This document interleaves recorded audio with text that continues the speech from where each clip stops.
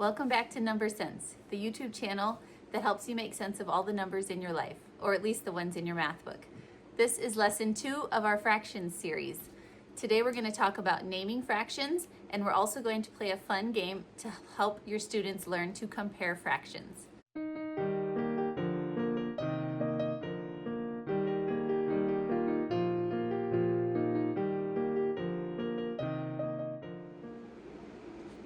All right, to get started, you can see that I have the fraction pieces put together into a fraction chart here on the board behind me. So the first thing I'd like you to do is take your fraction pieces and put them together just like this. Pause the video, and when you're done, go ahead and turn it back on again.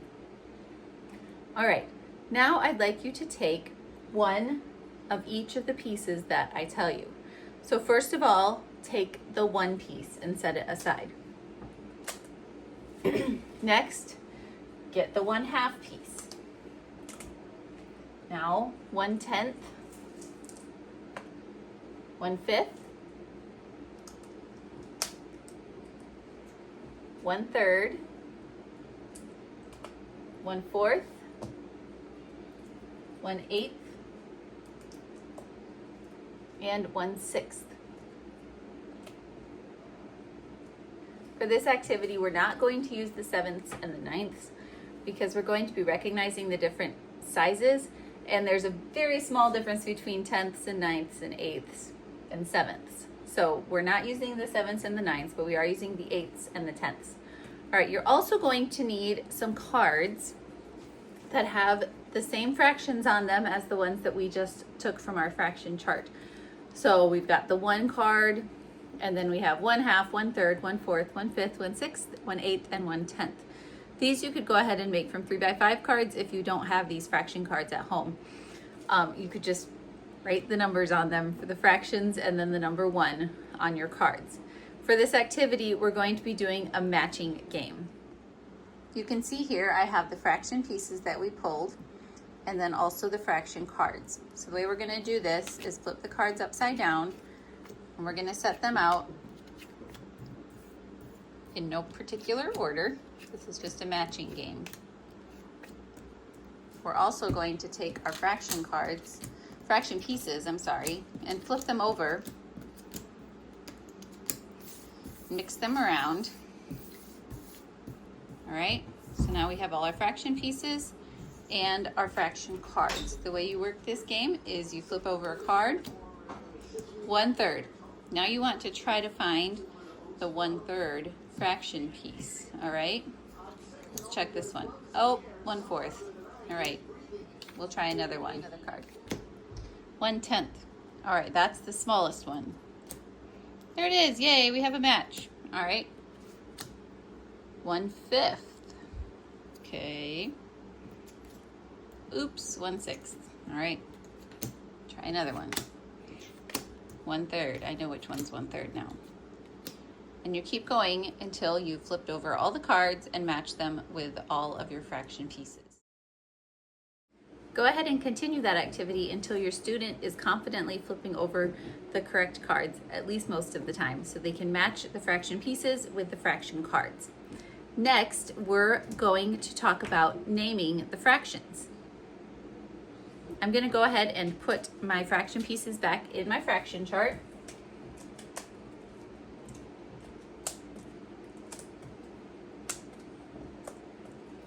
I would encourage you to have your students put together their fraction pieces into the chart for every lesson for at least 5 or so lessons, because as they're doing that, they are making connections in their brain about how this fraction chart works, even if they don't really realize what they're doing. But they're thinking about how many tenths they're using in a row. There's 10 tenths. Or they're thinking about which ones are bigger and which ones are smaller. And it really is helping solidify how fractions work in their brain.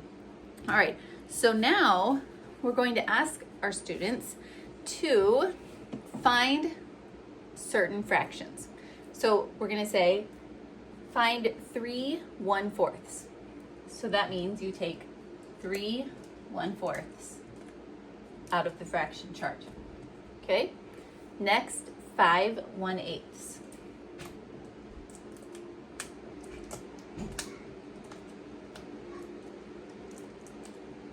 Okay, how about 2 1/9? And then 4 7ths. You can use any fractions that you'd like to with this, but you'll notice we're using more than just unit fractions. We're not just asking for 1/4 or 1/3 right now. We're asking for 2 or 3 or 5 or 7.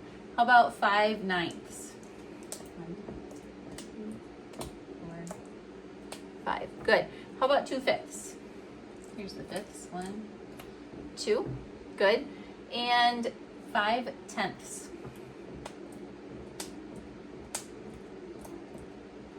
Good. And how about 2 more 10ths? There we go. Okay, now let's talk about what is left after we have taken out these fractions.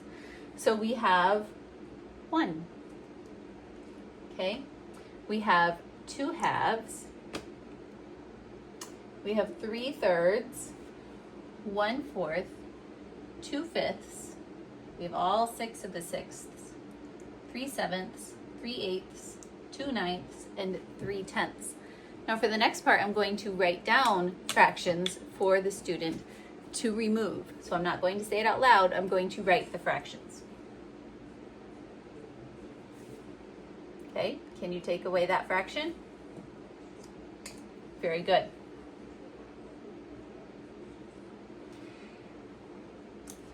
Good, 1/5. Next. Yes, 1/2 is correct. Okay, now 1/8. You'll notice these are unit fractions, which we've talked about before, so we're not trying to confuse our students. 1/3. Great. And 1 more.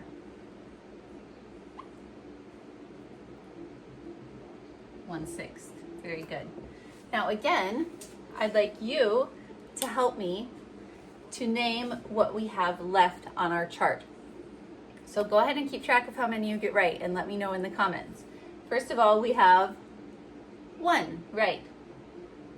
1/2, 2/3, 1/5, 5 6ths, 3 7ths, 2 8ths, 2 9ths, and 3 10ths. I apologize, they are rather small. I'll zoom in here for a minute so you can see what I'm talking about. All right, so we've pulled out all the fractions that we named and also wrote, and this is what we have left. You may have noticed that I switched from saying 2 1/3 or 3 1/5 to just saying 2/3 or 3/5 as I progressed through the video. This is a very subtle change, and it's so small that your students probably won't have any trouble with it. But it is a very important shift because that is how we actually say fractions. We don't say 2 1/3. That's more like 2 and 1/3. So that could be confusing. We just say 2/3. So for starters, we're very clear that we want 2 1/3. But then we switch over to saying 2/3. And I have noticed with my students that it's been a seamless transition. They just understand what we're asking. So that's a little tip there. You can start by saying 2 1/3 and then gradually change over to just saying 2/3 or whatever fraction it is that you're using. Now I'm going to show you a fun game that you can use to continue the learning about fractions. This game is called Unit Fraction War. You play it with 2 players. There's just one of me today though, so I'm going to show you both hands together. You're going to take out all the fraction cards except for the unit fractions, which are the ones that have 1 at the top. And then you're also going to use 5 of the 1 cards, okay? You shuffle them and split them up into 2 equal piles. Each player gets a pile. And this is played just like war. I imagine almost everyone has played some kind of a war game before. You just each flip over your top card. Whoever has the higher card wins. Oh, look at that. The first set of cards, we have a war. If you get the same card, that's called a war. You each put down 1 more card upside down. And then your next card, you flip over to see who's the winner. This is 1/5, this is 1/8. Now, this is where having the fraction chart in front of you will be very helpful. So at first your students might think 1/8 is bigger than 1/5. But if you look at the fraction chart, you can very clearly see 1/5 is much bigger than 1/8. So the 1/5 person takes all the cards. You could put the cards back under your pile or just play through one round, and then whoever has the most at the end wins. That's usually what I do because it's faster. 1/2, 1/10. 1/2 is the winner.